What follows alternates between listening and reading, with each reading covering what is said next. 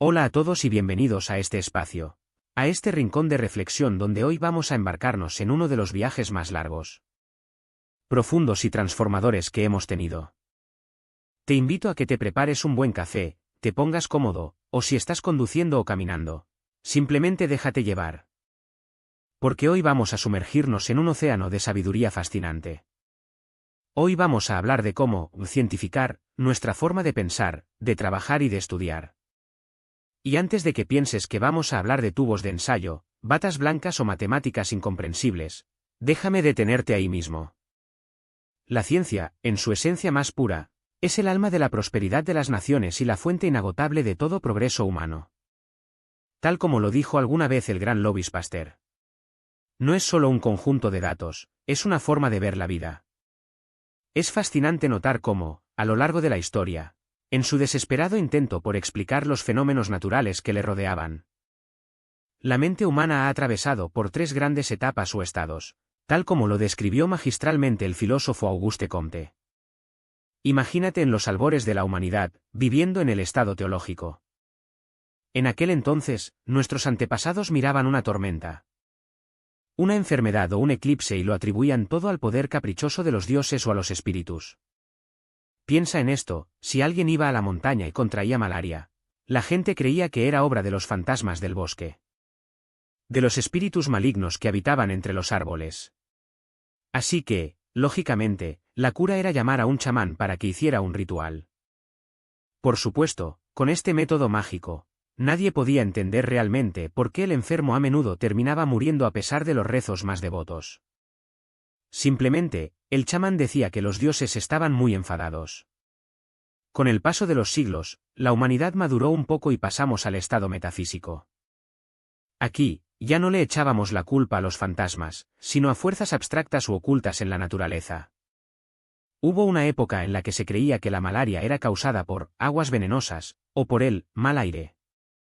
De ahí proviene exactamente la palabra malaria. La gente pensaba que bañarse en ciertos arroyos o respirar el aire de los pantanos introducía una fuerza misteriosa en el cuerpo. Seguíamos estando a ciegas, atados de manos frente a la muerte y la enfermedad, porque no entendíamos absolutamente nada sobre esa fuerza metafísica. Pero entonces, damas y caballeros, llegó el estado científico. Este es el gran despertar. Aquí es cuando empezamos a explicar un fenómeno a través de otro fenómeno tangible y demostrable.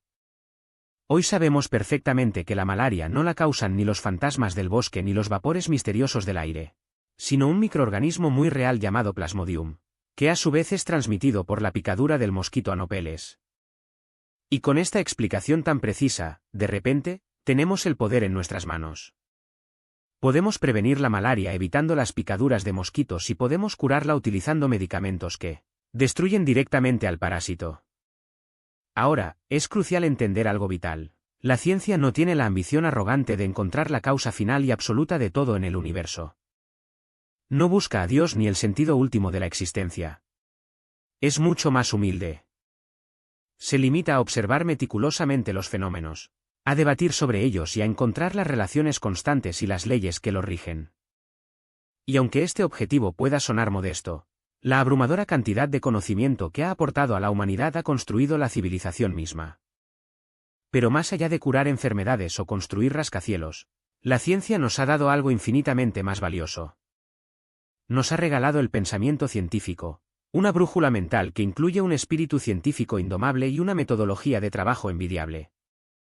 Este espíritu se ha forjado en el crisol de miles de años de investigación y es exactamente lo que vamos a desmenuzar hoy para que tú puedas aplicarlo a tu propia vida. Vamos a empezar hablando del primer gran pilar de este espíritu, el amor por la verdad y el coraje intelectual. Anímate a pensar en esto, la verdad es la realidad objetiva, y el verdadero pensador es aquel que, contra viento y marea, busca descubrir esa realidad. Si no tienes un amor incondicional por la verdad, nunca tendrás la fuerza para superar los monstruosos obstáculos que se interponen en el camino del conocimiento. Este amor por la verdad nos exige, antes que nada, ser completamente imparciales con nosotros mismos. Y vaya que esto es difícil. Imagina que llevas años trabajando en un proyecto, en una teoría o en un negocio. Tus primeros experimentos han funcionado, tu ego está inflado, tus amigos te felicitan, y de repente ocurre un evento que echa por tierra todo tu castillo de naipes. Este es el momento más doloroso en la vida de cualquier investigador o profesional. Es el momento que pone a prueba tu verdadero coraje. Tienes que tener la valentía monumental de borrar todo lo viejo, de aceptar que estabas equivocado y de empezar desde cero si es necesario. Por la verdad, no puedes hacer otra cosa. El mismo Pasteur preparaba a sus discípulos para este doloroso proceso diciéndoles que creer que has encontrado un hecho científico importante. Tener la ansiedad febril de anunciarlo al mundo, pero tener que obligarte a ti mismo a callar, a refutar tus propios experimentos. A buscar cada posible fallo antes de publicar, eso es un trabajo agonizante. Pero solo a través de ese fuego purificador se llega a la certeza absoluta. Y Albert Einstein no se quedaba atrás, le decía a sus alumnos que para su trabajo necesitaban dos cosas. Una paciencia infinita y la disposición absoluta para tirar a la basura años de tiempo y esfuerzo si descubrían que su premisa original era falsa. Habiendo dicho esto, quiero que recordemos que la verdad siempre, siempre, va un paso por delante de su tiempo, y por lo tanto, siempre choca violentamente con el conocimiento establecido. La historia nos ha demostrado con creces que cada gran descubrimiento fue recibido con una feroz resistencia, a menudo violenta, por parte de la opinión pública de su época. Aquí es donde entra el coraje. Los pensadores no retroceden ante las conclusiones, por extremas que parezcan, y se atreven a decir la verdad sin importarles en absoluto las consecuencias. Piensa en el joven monje Giordano Bruno. Por azares del destino, llegó a sus manos un libro de Copérnico que afirmaba que la Tierra giraba alrededor del Sol. Noche tras noche, Bruno observaba las estrellas y su mente volaba hacia universos infinitos. Se convenció de la verdad, abandonó la iglesia y comenzó a predicar esta teoría, desafiando abiertamente el inmenso y aterrador poder de la Inquisición, que defendía que la Tierra era el centro del universo. Bruno incluso fue más allá, afirmando creativamente que nuestro Sol era solo una estrella más entre millones, y la Tierra un planeta más. Fue traicionado, arrestado y torturado sin piedad. La Iglesia intentó seducirlo y aterrorizarlo para que renunciara a su visión, pero su fe en la verdad científica era inquebrantable. Después de 7 años de cruel encierro, fue condenado a la hoguera. Estando entre las llamas, su voz resonó en la historia: podéis quemarme, pero no podéis refutarme. La posteridad me juzgará. Eso, mis amigos, es coraje intelectual. O pensemos en el propio Einstein. Desde finales del siglo XVII, las ideas de Newton sobre el espacio y el tiempo inmutables habían dominado la física. Eran la Biblia de la ciencia. Cuando a principios del siglo XX Einstein propuso su teoría de la relatividad, afirmando que el tiempo y el espacio eran flexibles, se enfrentó a un muro de odio y resistencia. Apenas un puñado de personas en el mundo entendía su teoría. Se tuvo que enfrentar a la mismísima Liga Anti-Einstein, financiada y apoyada por premios Nobel que lo acusaban de robo, de hacer política encubierta y de charlatanería. Hubo poemas, artículos y libros enteros dedicados a difamarlo. Pero él sabía que tenía la verdad en sus manos. Con una tranquilidad asombrosa, le dijo a un amigo: tengo la sensación de estar durmiendo en una cama magnífica, aunque de vez en cuando me pique una chinche. Este coraje se manifiesta también en la simple audacia de pensar de manera diferente, de no contentarse con respuestas superficiales. Desde la antigüedad la humanidad había criado abejas, pero fue Carl von Frisch quien, en 1930, tuvo la audacia de estudiar el comportamiento individual de estos insectos, descubriendo su fascinante danza para comunicar la ubicación del néctar, lo que le valió un premio Nobel en su etapa de jubilación. O pensemos en el espíritu de aprendizaje incansable, que también es una forma de valentía. La naturaleza no revela sus secretos a los perezosos. Todo avance cuesta sangre, sudor y lágrimas. Como decía Lenin, aprender, aprender siempre, aprender más.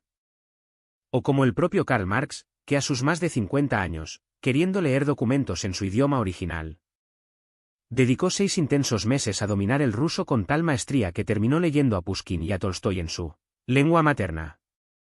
Quien se niega a aprender, quien se rinde ante la dificultad de un libro o de un problema, Está dejando que su cerebro, literalmente, se atrofie. Y un cerebro atrofiado es el fin del progreso humano. Ahora, adentrémonos en el segundo pilar fundamental, la honestidad intelectual.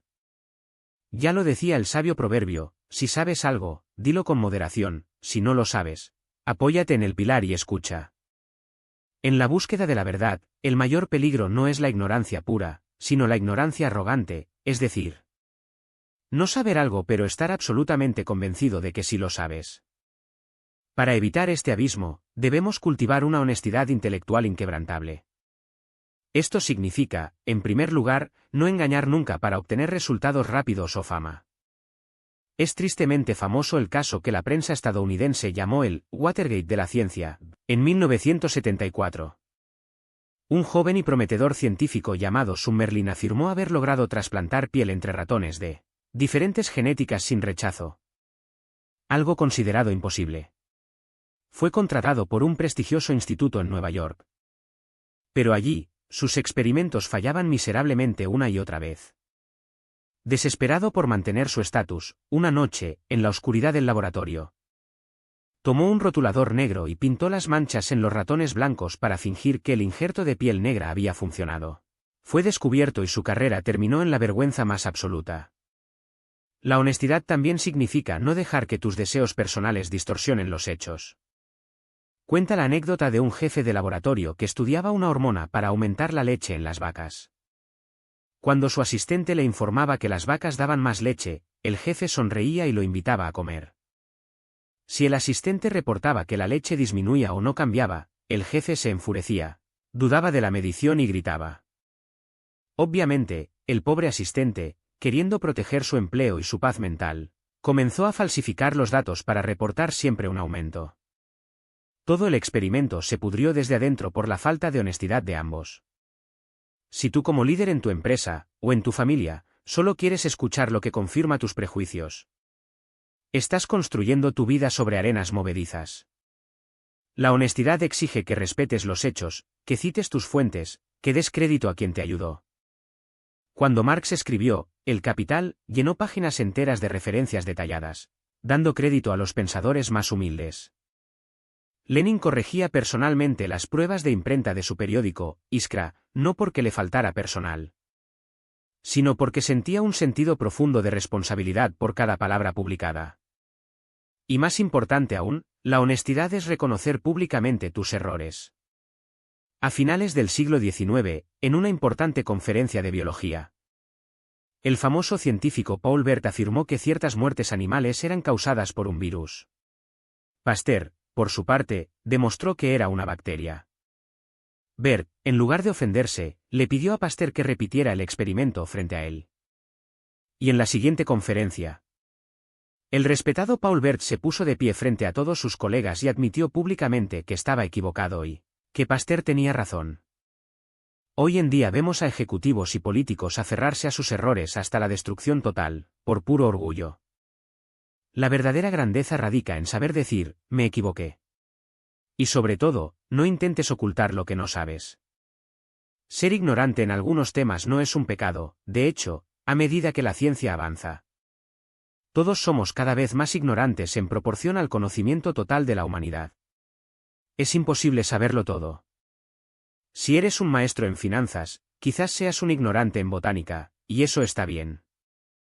Un verdadero intelectual no tiene miedo de preguntar. No le importa cómo lo juzguen los demás por hacer una pregunta básica. Solo el falso intelectual vive aterrorizado de que descubran lo que no sabe. Pasemos entonces al tercer pilar, la independencia intelectual, o el pensamiento libre. Sin independencia mental, es imposible que nazca la genialidad. No someterse a ninguna autoridad debe ser la máxima de tu mente. Si siempre caminas por los senderos trillados que otros han marcado, nunca descubrirás tierras nuevas. Tienes que liberar a tu mente de las inhibiciones y de las presiones sociales. Semenov, un gigante de la química, decía que lo más importante en la educación de un joven investigador es desarrollar sistemáticamente su espíritu creador y su total independencia de pensamiento. No puedes depender servilmente de las opiniones establecidas. Se cuenta la maravillosa historia de un joven ingeniero de 20 años llamado Langmuir. Fue contratado por el vicepresidente de la gigantesca compañía General Electric en Estados Unidos. El vicepresidente no le asignó ninguna tarea específica. Le dijo: pasea por el laboratorio, mira lo que hacemos y elige investigar lo que más te divierta. Alan Muir le dio por investigar qué pasaba con los filamentos incandescentes dentro de los gases. Algo que parecía un juego teórico sin aplicación práctica. Sin embargo, esa investigación libre llevó a la invención de la bombilla eléctrica llena de gas incandescente de tungsteno que iluminó al mundo entero. General Electric ganó miles de millones de dólares y Alan Muir ganó el premio Nobel. Esa es la magia de la libertad mental. Esta independencia requiere que no traguemos ciegamente los dogmas de los libros. En la Edad Media europea, los libros de Aristóteles eran considerados sagrados, se memorizaban, no se cuestionaban. En la medicina, las obras de Galeno fueron la ley absoluta durante 15 largos siglos. Galeno había escrito, basándose en la religión, que el hombre tenía una costilla menos que la mujer por la historia de Adán y Eva. Y que el esternón tenía 7 huesos. Pero llegó un joven estudiante de medicina llamado Vesalio, que no se tragaba los dogmas. Se metió en los cementerios, abrió cadáveres y contó los huesos él mismo. Para cuando cumplió 29 años, había corregido más de 200 errores garrafales de Galeno y reescribió la anatomía humana. Si él no hubiera tenido independencia intelectual, los cirujanos habrían seguido operando a ciegas por siglos. Y esta independencia también significa tratar a todos como iguales en el debate de las ideas. En una verdadera reunión de mentes, no hay jefes ni empleados, no hay jóvenes ni viejos, solo hay argumentos respaldados por evidencias. Nunca debes usar tu autoridad, tu cargo o tu edad para imponer una idea. Como líderes, a veces cometemos el error de microgestionar a nuestro equipo, convirtiéndolos en simples máquinas ejecutoras sin iniciativa. Debemos darles el espacio para resolver problemas por sí mismos, incluso si al principio tropiezan. Porque sólo así construirán confianza y un intelecto independiente. Avanzando en este maravilloso viaje de descubrimiento personal, nos encontramos con el cuarto atributo, el espíritu de la duda científica.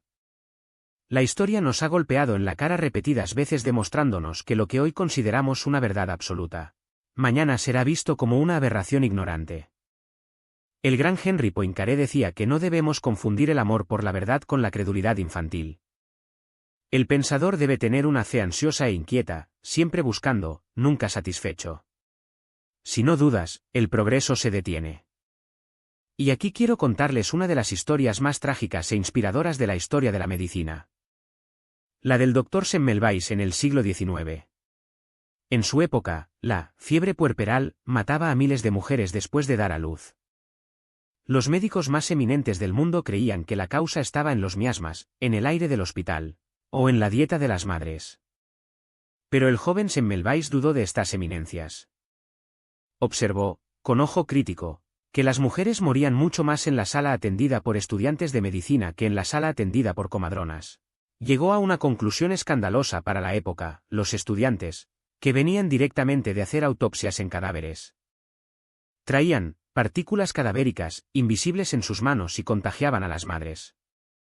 Semmelweis obligó a sus estudiantes a lavarse las manos con cloro y la tasa de mortalidad cayó en picado. ¿Creen que lo celebraron como a un héroe? En absoluto.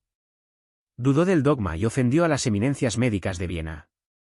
Lo despidieron, lo acosaron políticamente y lo enviaron a un hospital rural. Desesperado porque nadie escuchaba su verdad salvadora, sufrió una crisis nerviosa. Fue encerrado en un manicomio y murió allí tras ser brutalmente golpeado por los guardias. 20 años después de su muerte, los descubrimientos de Pasteur sobre los gérmenes demostraron que Semmelweis siempre tuvo la razón. Hoy, su estatua adorna Budapest como un mártir de la ciencia. Tener espíritu de duda significa no aceptar la primera respuesta que te viene a la mente. Si sueltas una piedra y cae, la persona común dice, cae porque es pesada. Pero decir eso no explica nada. Una hoja de papel es ligera y también cae. Galileo dudó de esta explicación simplista y se preguntó, ¿cómo cae? Lo que lo llevó a soltar objetos de diferentes pesos desde torres, descubriendo que la velocidad de caída depende del tiempo, no del peso. Fundando la física moderna. Dudar también significa poner a prueba tus propias corazonadas, no solo las de los demás. Cuando Edward Jenner, el padre de la inmunología, escuchó a una campesina decir que no le daría viruela humana porque ya había contraído la inofensiva viruela de las vacas, los médicos se rieron. Jenner no se rió, pero tampoco lo creyó ciegamente. Dudó, analizó y experimentó pacientemente durante 18 años hasta crear la primera vacuna de la historia. Dudar es someter las teorías vigentes a un escrutinio brutal. Darwin dudó del creacionismo fijo, dudó de las teorías de Lamarck sobre los cuellos de las jirafas estirándose. Y a través de esa duda constante llegó a la majestuosa teoría de la selección natural. E incluso frente a sus propias ideas, el sabio debe ser su crítico más feroz. Cuando a Einstein se le derrumbó una teoría tras 15 años de trabajo matemático, simplemente sonrió y dijo, «Vaya. Parece que tomé el camino equivocado». ¿Cuántos de nosotros estamos dispuestos a aceptar con una sonrisa que hemos perdido 15 años en una dirección equivocada? Debemos entrenarnos a nosotros mismos y a nuestros hijos a preguntar siempre, ¿por qué? ¿Y, en qué te basas? La aceptación ciega es el veneno de la innovación. Pero ojo, y aquí entramos en el quinto punto vital, no debemos confundir la duda científica con el cinismo absoluto. Hay que dudar de las teorías, sí, pero debemos tener una fe inquebrantable en la ciencia misma, es decir, en el principio de causalidad. La ciencia es invencible, solo los científicos se equivocan. Si no creyéramos que el universo tiene reglas y que estas reglas pueden ser descritas y comprendidas, no habría ningún incentivo para investigar absolutamente nada. Viviríamos en un universo absurdo donde todo es magia caótica. Debemos creer firmemente que todo fenómeno ocurre por una causa dentro de unas condiciones específicas. Si calientas agua a 100 grados, hervirá, no puede no hervir. Algunos escépticos extremos dicen que no se puede saber nada con seguridad. El cínico dice, nada es seguro, cruzándose de brazos y rindiéndose ante la apatía. El científico, en cambio, dice, aún no estamos seguros, y se arremanga la camisa para ir a buscar la respuesta. La diferencia entre ambas actitudes es abismal, una lleva a la parálisis, la otra a la acción. Muchos argumentan que los grandes descubrimientos fueron puramente accidentales, y por tanto la ciencia es solo suerte. Que Galvani descubrió la electricidad bioanimal por accidente mientras hacía caldo de ancas de rana para su esposa enferma.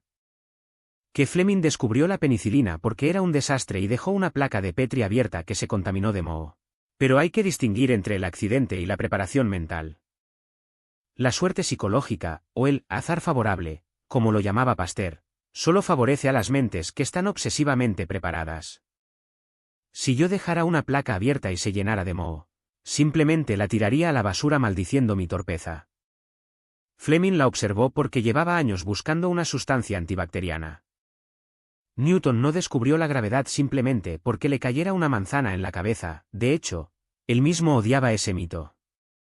Él explicó que resolvió el problema pensando en él continuamente, obsesivamente, día y noche.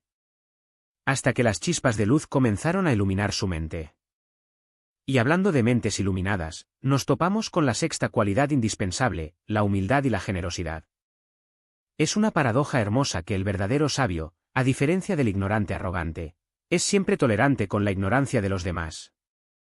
Mientras que el ignorante jamás tolera al que sabe más. El conocimiento humano es como un castillo inmenso construido ladrillo a ladrillo a través de milenios. Cualquier persona inteligente reconoce su propia pequeñez frente a este castillo. Ya lo dijo Sócrates en la antigua Grecia, solo sé que no sé nada. Newton, considerado uno de los intelectos más grandiosos de todos los tiempos. Hacia el final de su vida se comparó con un niño pequeño jugando en la orilla del mar. Entreteniéndose encontrando una concha más bonita o un guijarro más liso, mientras el inmenso océano de la verdad inexplorada se extendía ante él. Hoy en día, el conocimiento científico se duplica y renueva cada pocos años. Lo que aprendiste en la universidad hace 10 años, probablemente ya sea obsoleto. Sentirnos pequeños ante esta avalancha es la única reacción sensata. Lenin. A pesar de dirigir una nación gigantesca y de tener una biblioteca personal con más de 9.000 volúmenes. Dominando 9 idiomas desde el inglés hasta el latín y el griego clásico. Se enfurecía cuando la gente asumía que los líderes del gobierno lo sabían todo. Les decía a sus camaradas, sabemos muy poco, sabemos tan poco que da vergüenza. Por eso debemos rodearnos de expertos. La arrogancia es el asesino del aprendizaje. Esta humildad también se refleja en no dormirse en los laureles. Los grandes nunca dejan de empujar la frontera de su conocimiento. El biólogo Pierre Curie siguió investigando incansablemente hasta su trágica muerte. Las estadísticas muestran algo fascinante. Un estudio masivo realizado en la Alemania del Este reveló que la productividad intelectual no decae dramáticamente con la edad como pensamos. Investigadores de más de 80 años seguían publicando más trabajos anuales que los jóvenes veinteañeros. Y el pico de máxima genialidad se situaba entre los 40 y los 60 años. El intelecto no tiene arrugas si se le mantiene activo. Debemos reconocer, con profunda gratitud, el trabajo de quienes nos precedieron. Newton lo resumió perfectamente: si he visto más lejos, es porque estoy sentado sobre los hombros de gigantes. Pero cuidado, la humildad no es falsa modestia. He visto informes institucionales donde nadie firma por humildad. Eso no es humildad, es una forma cobarde de evadir la responsabilidad individual. Una obra maestra, aunque sea colectiva, debe llevar el nombre de sus autores para que puedan ser cuestionados y responsabilizados. Y esta humildad genuina debe ir de la mano con una generosidad desbordante. Generosidad para tolerar los errores de los más jóvenes, para guiarlos y enseñarles pacientemente. El conocimiento se fragmenta tanto que hoy en día un biólogo molecular puede no entender a un ecólogo, y viceversa. Debemos ser amplios de miras. Y sobre todo, debemos alegrarnos genuinamente por los éxitos de nuestros colegas, incluso de nuestros rivales. Pasteur odiaba a los alemanes tras la guerra franco-prusiana, llegó a devolver una condecoración otorgada por el gobierno alemán. El joven científico alemán Robert Koch lo atacó brutalmente en conferencias y artículos. Eran enemigos declarados. Sin embargo, cuando Koch descubrió el bacilo de la tuberculosis, Pasteur dejó de lado todo su odio nacionalista y su ego herido. Y reconoció que era un triunfo monumental para la humanidad. Eso es nobleza de espíritu. Llegamos al séptimo y último pilar de este marco conceptual antes de pasar a la acción práctica: el pensamiento desinteresado. El objetivo supremo de buscar la verdad debe estar libre de las cadenas de la fama y la codicia económica. Si tú investigas, creas o trabajas únicamente para hacerte millonario o para que te aplaudan, la calidad intrínseca de tu obra sufrirá. La verdad es fría y objetiva, la fama y el dinero son calientes y subjetivos. No se mezclan bien. El investigador desinteresado no salta de un tema a otro buscando la moda del momento que le consiga una promoción rápida. Profundizar en cualquier campo serio requiere años de asfixiante monotonía antes de ver la luz. Aquellos que cambian de proyecto cada vez que huelen dinero fácil terminan siendo diletantes superficiales. Peor aún, la búsqueda desmedida de lucro puede llevar a mentes brillantes a venderse a intereses oscuros, desarrollando armas o productos tóxicos para la humanidad. Hace años, la comunidad internacional de físicos boicoteó a colegas que habían puesto su talento al servicio del exterminio humano. La ciencia, y cualquier profesión digna, debe conservar su fibra ética. Piensa en Karl Marx escribiendo El Capital. Le confesó a un amigo por carta que había sacrificado su salud, su felicidad y a su familia, inmolando su existencia entera para terminar esa obra colosal. O piensa en los médicos que probaron curas en sí mismos. A mediados del siglo XX, el doctor ruso Znamensky, desesperado por descubrir la causa del tifus siberiano, se inyectó a sí mismo sangre infectada para poder estudiar la evolución de la enfermedad en su propio cuerpo, desde una cama de hospital, redactando su tesis magistral mientras sufría las fiebres. ¿Acaso hizo eso por fama? Lo hizo por amor a la humanidad. El físico británico Rutherford le construyó un laboratorio carísimo en Cambridge al genio soviético Kapitsa. Cuando a Kapitsa no se le permitió regresar a Inglaterra desde Rusia, Rutherford, en lugar de amargarse o guardar rencor por la inversión perdida, ofreció vender el equipo entero al gobierno ruso a precio de saldo. A él no le importaba en qué territorio estuviera la máquina, le importaba que Kapitsa pudiera seguir empujando las fronteras de la física cuántica. Y, por supuesto, el ejemplo más sublime, Marie y Pierre Curie. Cuando por fin aislaron el radio puro tras años de pobreza y miseria. El gobierno y las corporaciones estadounidenses les ofrecieron fortunas incalculables para patentar el proceso y monopolizar la industria. Ellos se sentaron en la modesta mesa de su cocina, miraron a su pequeña hija y tomaron la decisión más hermosa de la historia de la ciencia. Rechazaron la patente. Declararon que los elementos químicos pertenecían a la humanidad y que sería contrario al espíritu científico lucrarse con un descubrimiento que podía curar el cáncer. Renunciaron a ser multimillonarios para ser inmortales. Trabajar por el simple deseo de figurar y ser famoso te vuelve impaciente. Quieres publicar rápido, haces experimentos mediocres, mientes en tus currículums. La historia de la ciencia está plagada de estos falsos profetas. En el siglo XIX, un científico ansioso por probar la generación espontánea, publicó rápidamente un estudio diciendo que había dejado ropa sucia en un cajón con trigo. Y a las 3 semanas se habían creado ratones de la nada. Los científicos serios se burlaron de él hasta el infinito. Simplemente, los ratones de la calle habían entrado a comerse el grano. Su prisa por ser famoso lo convirtió en el hazmerreír de Europa.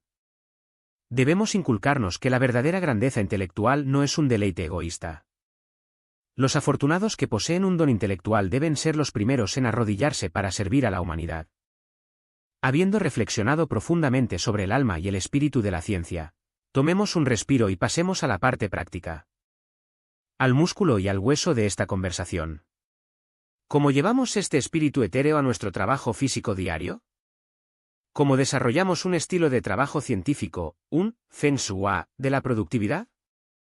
El primer concepto aquí te parecerá simple, pero es aplastante: el orden. Pavlov, el legendario fisiólogo, solía golpear la mesa frente a los jóvenes estudiantes gritando: antes que nada, orden. Orden, orden y orden. La persona que posee un estilo de trabajo científico tiene su entorno inmaculado. Cada libro, cada herramienta, cada archivo en el ordenador tiene un lugar lógico y predeterminado. Puede parecer una tontería de fanáticos de la limpieza, pero no lo es. El cerebro gasta inmensas cantidades de energía tomando pequeñas decisiones, como ¿dónde dejé las tijeras? ¿O dónde está el archivo del informe? Marx tenía su inmensa biblioteca organizada con tal precisión que se enfurecía si alguien movía un solo libro. Él podía. De memoria y en medio de un arrebato de inspiración. Alargar la mano y encontrar exactamente la cita estadística que necesitaba para destruir un argumento económico. Se cuenta que el líder Ho Chi Minh, durante los años de la guerra, cuando vivía escondido en las cuevas de la selva, tenía sus escasas pertenencias acomodadas de manera tan sistemática alrededor de su esterilla que, si sonaba la alarma de un bombardeo a medianoche y en total oscuridad, podía empacar su mochila perfecta en 3 minutos sin encender una sola vela. El universo tiene un orden natural, un equilibrio ecológico y astronómico. Alterar ese orden trae caos y muerte. Los seres humanos, como criaturas del universo, también necesitamos reflejar ese orden en nuestro entorno físico. Una mesa desordenada agota tu visión periférica, te irrita subconscientemente y drena tu paciencia. Piensa en esa sensación de llegar a casa agotado y ver la sala llena de juguetes tirados o la cocina sucia. Tu humor se arruina en un segundo. Y lo más increíble es que el orden físico se infiltra irremediablemente en la estructura de tu pensamiento. Una persona con un cuarto ordenado suele hablar de manera articulada, con principio, desarrollo y fin. Una persona con un escritorio caótico suele hablar dando saltos incongruentes, repitiéndose, cansando a quien lo escucha. El orden también significa estructurar las tareas mentalmente antes de ejecutarlas. Un buen trabajador anota en su libreta: 1. Revisar correo, 2. Llamar al cliente, 3. Redactar informe. No salta de una a otra dejándolas todas a medias. Esto nos lleva, de la mano, al segundo principio del trabajo diario, la planificación. Operar con un plan es anclar tus sueños al reloj de la realidad. Se dice que el científico Otto Smith, a la tierna edad de 14 años, hizo una lista exhaustiva de todos los libros que quería leer, las ciencias que quería dominar y los problemas que quería resolver en su vida. Calculó matemáticamente el tiempo y se dio cuenta de que necesitaba 900 años para completarlo. Reevaluó, eliminó lo superfluo, redujo el plan a 150 años. Y con una ejecución tan ferozmente disciplinada, logró completar casi todo su programa en apenas 50 años, antes de morir. O tomemos al matemático Gauss.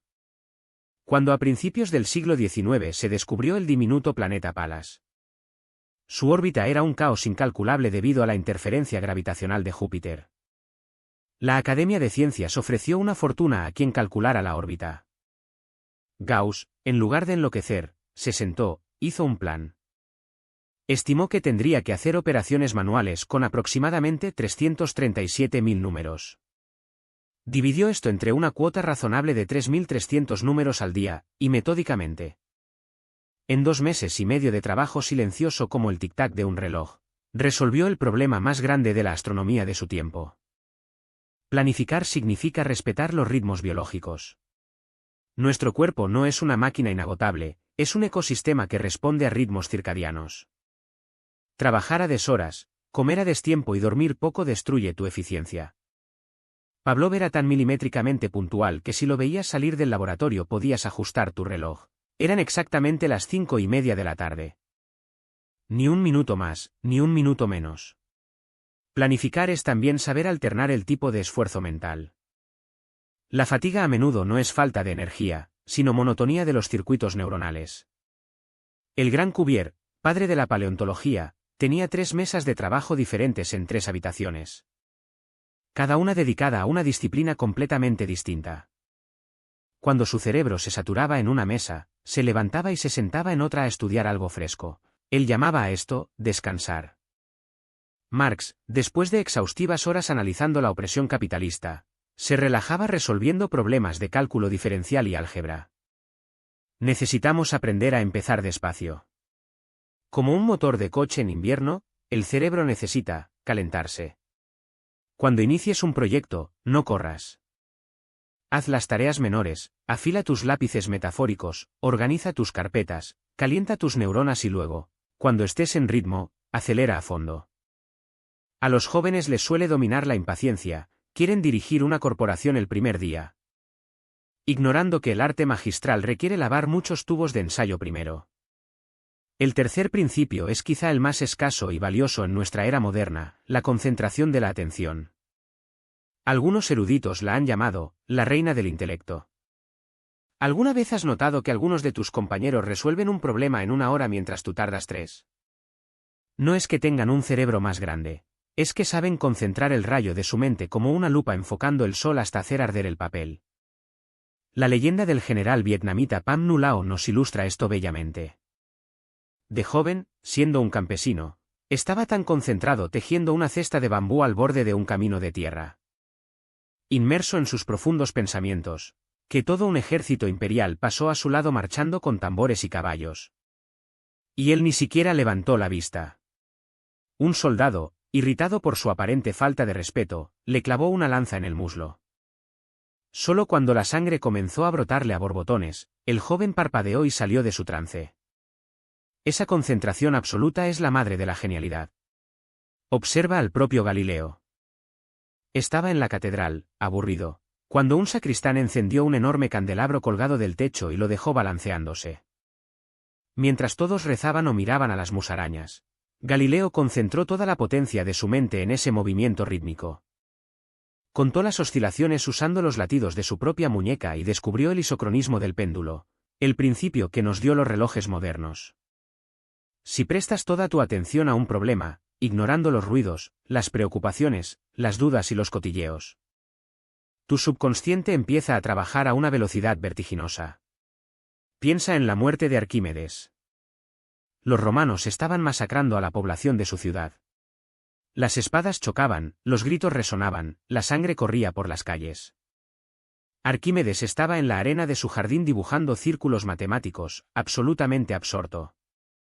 Un soldado romano irrumpió, espada en alto, y Arquímedes, sin inmutarse por la inminente amenaza de muerte, solo le gritó: «No pises mis círculos». Un segundo después, fue asesinado. O la simpática anécdota de Newton, que invitó a un amigo a cenar. Newton estaba arriba trabajando. El amigo llegó, esperó pacientemente, se murió de hambre, se comió el pollo entero asado que estaba en la mesa y se fue. Horas después, Newton bajó al comedor, vio los huesos del pollo en el plato y murmuró para sí mismo: «Qué despistado soy, pensé que no había comido. Pero veo que sí». Y se volvió a subir a seguir trabajando. Ese es el precio y la bendición del enfoque. Einstein tenía esa capacidad asombrosa. En medio de una fiesta ruidosa, de repente su mirada se volvía vidriosa, y todos sabían que Einstein se había ido. Su mente se volcaba totalmente hacia adentro, al silencioso cosmos de las matemáticas. Hoy en día, nuestra capacidad de atención está siendo aniquilada por los teléfonos y las notificaciones constantes. Tratar de hacer un trabajo profundo mientras revisas correos cada 10 minutos es intentar tallar una obra maestra de mármol usando un martillo de goma. Tienes que entrenar esta habilidad como un fisicoculturista entrena sus bíceps. Siéntate, apaga todo, y obliga a tu cerebro a quedarse en una sola idea durante 15 minutos. Duele, pero la recompensa es el genio. El cuarto pilar de este estilo de trabajo es la continuidad. El agua constante perfora la piedra. No sirve de nada concentrarse profundamente un martes si el miércoles abandonas el proyecto por frustración.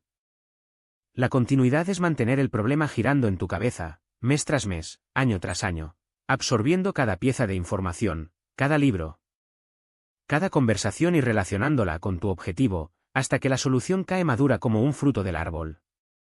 Vuelvo a mencionar a Pierre y Marie Curie porque su ejemplo es el Everest de la tenacidad humana. Imagínense este escenario: 45 meses seguidos. Casi 4 años acarreando pesados sacos de pelblenda, trabajando en un cobertizo miserable con el techo goteando, hirviendo ácidos venenosos en ollas de hierro gigantes, respirando vapores que les quemaban los pulmones. Estaban demacrados, enfermos, agotados hasta el hueso. Pierre, con dolores articulares paralizantes, sugirió abandonar. Dijo que la vida que habían elegido era un calvario intolerable. Pero Marie lo miró a los ojos, y con una voluntad de hierro continuó removiendo el caldero humeante. Finalmente, después de procesar una tonelada entera de escoria bruta, purificaron 10 miligramos, una pizca brillante, de cloruro de radio puro. Ese instante iluminó el siglo XX. Destrozó la teoría de los átomos indivisibles y abrió las puertas a la física nuclear y a la cura de ciertos cánceres.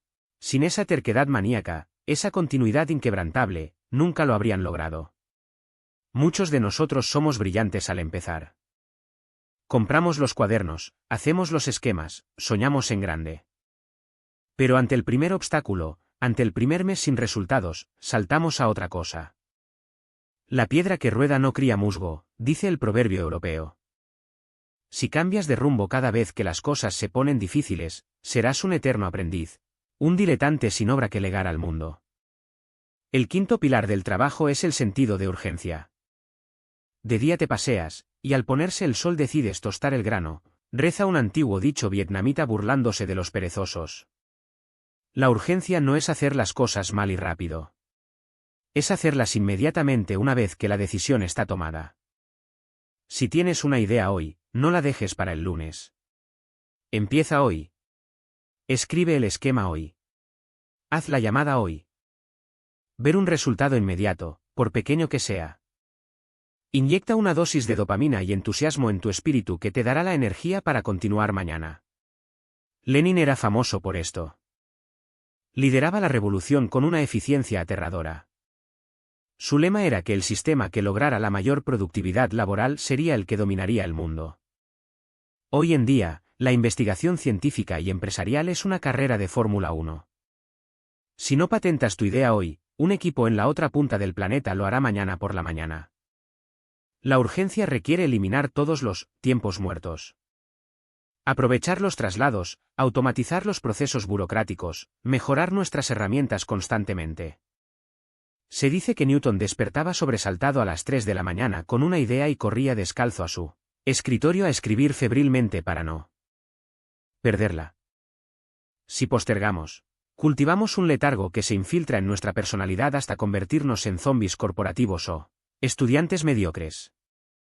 Siempre posponiendo, siempre esperando el momento perfecto, que, como sabemos, jamás llega.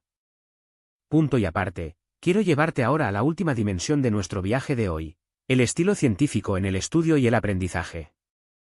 Porque no dejamos de estudiar el día que nos graduamos. La vida moderna es una universidad perpetua y obligatoria. Y esto comienza con algo tan básico que lo damos por sentado, el arte de escuchar. ¿Sabías que pasamos cerca del 45% de nuestro tiempo de vigilia escuchando? Y, sin embargo, lo hacemos pésimamente.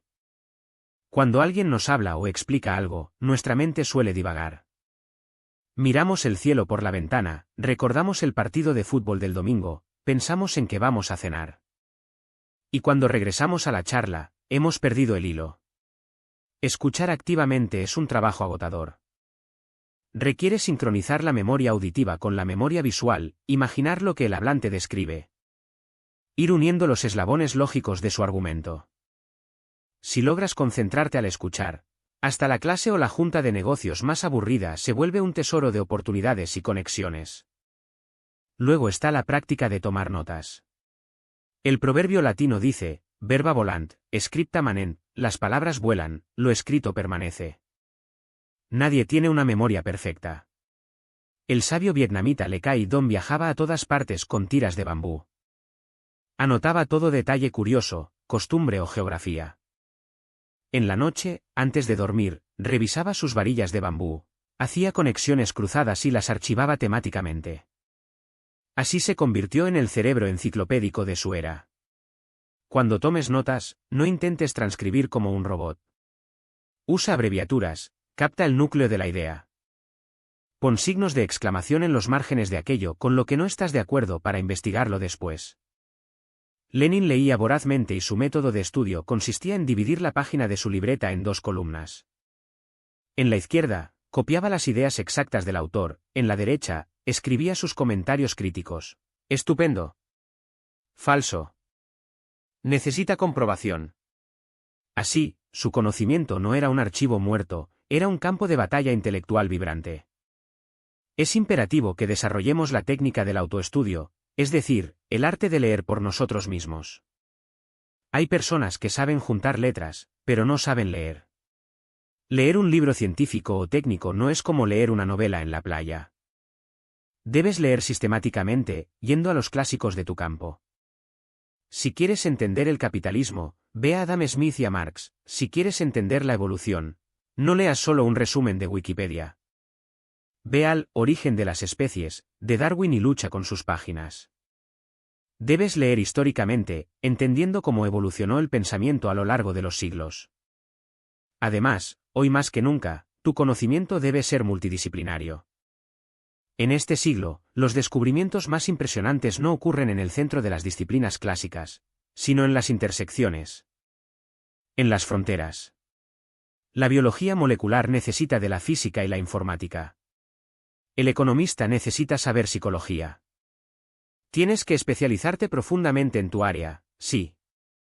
Pero debes leer ampliamente sobre todo lo demás para alimentar tu imaginación con metáforas y estructuras de otros campos. Y cuando estudies, no aprendas de memoria, aprende a debatir con el libro. Estamos programados, por siglos de educación dogmática, a creer que si algo está impreso y publicado, debe ser verdad. Esto es un error monumental. Un 2 más 2 no siempre es 4 en la vida real. Si juntas 2 manzanas con otras 2 manzanas, tienes 4 manzanas. Pero si juntas 2 gotas de agua con otras 2 gotas de agua, no tienes 4 gotas, tienes un solo y gran charco. La realidad es infinitamente más desordenada, fluida y poética que las fórmulas matemáticas de los libros. Atrévete a cuestionar los libros de texto con la evidencia que ves en el mundo real. Pasemos ahora a la práctica y la observación. En la universidad o en la vida, a menudo tenemos que hacer trabajo de campo. Ver es fácil, simplemente abres los ojos. Pero observar, mis amigos, es un acto de voluntad dirigido. Puedes ver un bosque y notar que hay árboles verdes. Pero si estás observando ecológicamente, notarás los estratos del dosel, la humedad del sotobosque. La relación simbiótica entre los hongos y las raíces. La observación profunda requiere no dar nada por sentado y, sobre todo, repetir el experimento múltiples veces. Si desollas a un animal para estudiar su anatomía y cortas un nervio por error, pensarás que el nervio no existía. Debes repetirlo 5, 10 veces para estar seguro. Los datos cuantitativos, las mediciones exactas, son el corazón palpitante de la verdad. No basta decir, esta solución es ácida, debes decir, esta solución tiene un pH de 6.5. Y la honestidad aquí vuelve a brillar, si tu experimento falla. Registra el fallo con la misma meticulosidad geométrica que si hubiera sido un éxito de oro. Finalmente, y para ir cerrando este inmenso lienzo que hemos pintado hoy, hablemos de la comunicación. Escribir y presentar tus descubrimientos. De nada sirve que seas un genio encerrado en un sótano oscuro si no sabes transmitir el fuego que has descubierto a tus semejantes. Escribir bien es pensar bien. Las frases cortas, limpias y directas demuestran una mente ordenada y clara. El lenguaje barroco, rimbombante y excesivamente complejo, a menudo no es un signo de inteligencia, sino un espeso humo diseñado para ocultar una gran confusión interna o la falta de sustancia real. Como dice el viejo dicho de la redacción, lo que se escribe con facilidad, se lee con suma dificultad. Un escritor debe sufrir sobre el papel, borrar, reescribir, estructurar, para que cuando el lector se siente con su taza de té, el texto fluya como un río de cristal directo a su cerebro. Apoya tus afirmaciones en datos sólidos, en gráficos precisos y en fuentes citadas meticulosamente. Y cuando te toque hablar frente a un público, recuerda que hablar es aún más difícil que escribir porque la comunicación oral es efímera. Tienes que simplificar aún más tu mensaje, conectar visualmente con tu audiencia y repetir los conceptos clave sin aburrir. En conclusión, queridos oyentes, el espíritu científico no es propiedad exclusiva de los hombres y mujeres que trabajan con microscopios y aceleradores de partículas. Es una filosofía de vida vibrante, valiente y profundamente ética. Es atreverte a amar la verdad más de lo que amas a tu propio ego. Es tener la honestidad de decir, no sé, o, me equivoqué. Es mantener la independencia de tu mente frente al lavado de cerebro de las masas. Es dudar con inteligencia pero actuar con urgencia. Si cada uno de nosotros decide hoy, aquí y ahora, implementar un poquito de este orden, de esta planificación, de esta concentración inquebrantable y de esta hermosa humildad en nuestro trabajo diario, no solo transformaremos nuestras propias vidas, sino que elevaremos el estándar de toda la civilización humana. Te agradezco infinitamente que te hayas quedado conmigo hasta el final de este largo e intenso recorrido, filosófico y práctico. Ojalá estas palabras resuenen en tu mente la próxima vez que te enfrentes a un problema aparentemente imposible. Hasta la próxima, mantén siempre viva esa llama incansable de la curiosidad.